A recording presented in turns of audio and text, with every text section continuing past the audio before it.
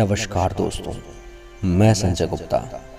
आप सभी लोगों का हमारे YouTube चैनल में बहुत बहुत स्वागत है। दोस्तों, ये कहानी लाया हूँ आपके लिए। इस कहानी को अंत तक ज़रूर देखिएगा और जो व्यक्ति हमेशा अपने जीवन में दुखी रहते हैं, यह कहानी उनके लिए सही साबित होगी। एक दिन की बात है, एक लकड़हारा जो कि जंगल में हमेशा लकड़ियाँ काटकर अपना जीवन यापन करता था। हर रोज की तरह वह जब जंगल जा रहा था, तभी उसे जंगल में एक साधु महात्मा दिखाई दिए और उसने साधु महात्मा को प्रणाम किया। साधु महात्मा ने उस लकड़हारे से कहा, क्या तुम प्रतिदिन इन लकड़ियों को बेचकर अपना जीवन यापन अच्छे से कर पाते हो? तब उस लकड़हारे ने साधु महात्मा से कहा कि महाराज, मेरी तो मजबूरी है जो मैं इस जंगल में आकर लकड़ियों को बेचकर अपना जीवन यापन कर रहा हूँ, अपने परिवार का पालन पोषण कर रहा हूँ। तब साधु महात्मा ने उस लकड़हारे से पूछा, क्या तुम इस जंगल के बारे में और कुछ जानते हो?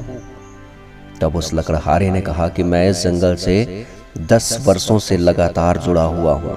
इस जंगल में इन सूखी लकड़ियों के अलावा और कुछ नहीं है। मैं क्या करूं महाराज? तब साधु महात्मा उसे कहते हैं, क्या तुम इस जंगल के और अंदर कभी गए हो? तब वह लकड़हारा कहता है कि अंदर भी यही सूखी लकड़ियां हैं, मैं नहीं गया हूँ। यही बाहर से लकड़ियां उठाता हूँ, काटता हूँ और उन्हें बाजार ले जाकर बेच देता हूँ। तब साधु महात्मा कहते हैं, तुम अंदर जाओ, अंदर चंदन के पेड़ हैं। अगर तुम चंदन जैसी मूल्यवान लकड़ी को बेचोगे तो तुम्हें ज़्यादा पैसे मिलेंगे। लेकिन वह लकड़हारा जो कि साधु महात्मा की बातों पर यकीन नहीं कर रहा था, खैर उसने सोचा, क्यों ना मैं एक बार अंदर जाकर देख ही लेता हूँ।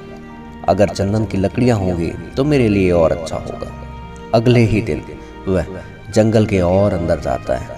वह वहाँ देखकर हैरान हो जाता है कि अंदर सिर्फ और सिर्फ चंदन के ही पेड़ लगे हुए हैं। लेकिन वह इस बात से परेशान रहता है कि वह साधु महात्मा इन चंदन के पेड़ों को कैसे जानता है, इस जंगल के बारे में कैसे जानता है। खैर सब कुछ छोड़ो, इन चंदन की लकड़ियों को बेचना शुरू करते हैं और वह चंदन की लकड़ियों को बेचता और 2 से 3 दिन बाद आराम से बैठकर घर में खाता और जब उसे ज़रूरत पड़ती फिर आता और फिर ले जाकर उन्हें बेच देता। एक दिन की बात है, वही साधु महात्मा उसी जंगल में एक दिन फिर नजर आए और तब उस लकड़हारे से कहते हैं, क्या तुम इन चंदन की लकड़ियों से खुश हो? तब वह व्यक्ति कहता है, महाराज, इन चंदन की लकड़ियां बहुत ही कीमती हैं। मैं एक दिन बेचता हूँ और 3 से 4 दिन बैठकर खाता हूँ। तब साधु महात्मा एक बार फिर से उसे कहते हैं, क्या तुमने जंगल के और अंदर जाकर कुछ देखा? तब वह लकड़हारा कहता है, नहीं महाराज, मैं तो यहीं तक गया हूँ। तब महाराज कहते हैं कि तुम और अंदर जाओ, वहाँ तुम्हें चांदी की खदानें हैं, वहाँ से चांदी तुम ले जाकर बेच सकते हो। और वह व्यक्ति अगले ही दिन महात्मा की बातों पर विश्वास करके और अंदर जाता है। वहाँ देखता है कि कुछ चांदी जैसे चमक रही हैं चीज़ें। वह ज़मीन खोदता है और वहाँ उसे चांदी मिलती है। अब तो वह बहुत ही खुश हो जाता है और वह उस चांदी को ले जाकर बाजार में बेचता है और घर में 10 से 15 दिन 20 दिन आराम से बैठकर खाता है। कुछ दिन ऐसे ही चलता रहा। एक दिन फिर की बात है कि वह जंगल जाता है और वही साधु महात्मा उसे मिलते हैं। तब कहते हैं, क्या तुमने जंगल में और कुछ देखा? तब वह लकड़हारा कहता है, नहीं महाराज, मैं तो बस यहीं तक आया हूँ। उसके बाद साधु महात्मा कहते हैं कि और अंदर जाकर देखो, तुम्हें सोने की खदानें मिलेंगी। और वह अब बहुत ही अच्छे से उन पर विश्वास करने लगा था और जैसे ही अंदर जाता है अगले दिन और वहाँ गड्ढा खोदता है, उसे सोना मिलता है। अब उसकी खुशी का कोई ठिकाना नहीं रहता। धीरे धीरे उस सोने को बेचकर वह एक राजा राजवाड़ों जैसी जिंदगी जीना शुरू कर देता है। उसके पास सारी चीज़ें होती हैं, ऐशो आराम के साथ वो अपनी ज़िंदगी जी रहा होता है। लेकिन एक दिन की बात है, जब वह महीनों बाद उस जंगल में आया, तभी वो साधु महात्मा उसे एक बार फिर से दिखाई दिए। वह उन्हें प्रणाम करता है और कहता है कि महात्मा, मैं अपने जीवन को धन्य कर लिया हूँ, लेकिन आप इन सारी चीज़ों के बारे में जानते हुए इनका उपभोग क्यों नहीं कर रहे हैं? आप सुख सुविधाओं के साथ क्यों नहीं रह रहे हैं? तब साधु महात्मा कहते हैं कि मेरे मन में सिर्फ ईश्वर का ध्यान लगाना ही सबसे बड़ा धन है और मैं ईश्वर की भक्ति करता हूँ। तुम संतुष्ट नहीं हो। तुमने सबसे पहले लकड़ी बेची, फिर चंदन के पेड़ बेचे, फिर चांदी बेची, फिर सोना बेचा और आज भी तुम कुछ न कुछ बड़ा चाहने की चाहत में हो।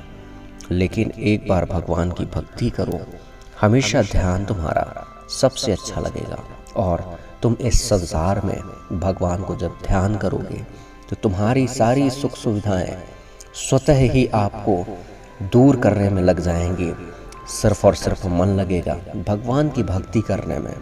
इसलिए ज़िंदगी में कभी जब ज़्यादा परेशान हो जाओ, तुमने भगवान का ध्यान नहीं लगाया, तुम हमेशा धन को अर्जित करने में लगे रहे, तुम हमेशा इस संसार में पैसे को महत्व दिया है, इसी वजह से आज भी तुम संतुष्ट नहीं हो और तुम दर बदर कहीं सोना कहीं चांदी की तलाश में भटकते रहते हो। एक बार प्रभु की शरण में जाओ, तुम्हें ये सारी चीज़ें खुद ही अच्छी नहीं लगेंगी। दोस्तों, एक साधु महात्मा को इस दुनिया में और क्या चाहिए? एक साधु महात्मा भगवान की भक्ति के सिवा और कुछ नहीं चाहते हैं। उनका जीवन यापन भगवान के सहारे ही होता है। वो भगवान की भक्ति को ही अपना सब कुछ मानते हैं। अपना कर्तव्य, अपना धर्म और अपनी मेहनत सिर्फ और सिर्फ भगवान की भक्ति में ही लगाते हैं। दोस्तों, आप कहीं भी रहिए, किसी भी जगह रहिए, भगवान को हमेशा याद करते रहिए, क्योंकि जब ऊपर वाला साथ होता है तब आपके बिगड़े काम भी बन जाते हैं। ऊपर वाले की ही वजह से आप अपनी ज़िंदगी में आगे बढ़ते हैं।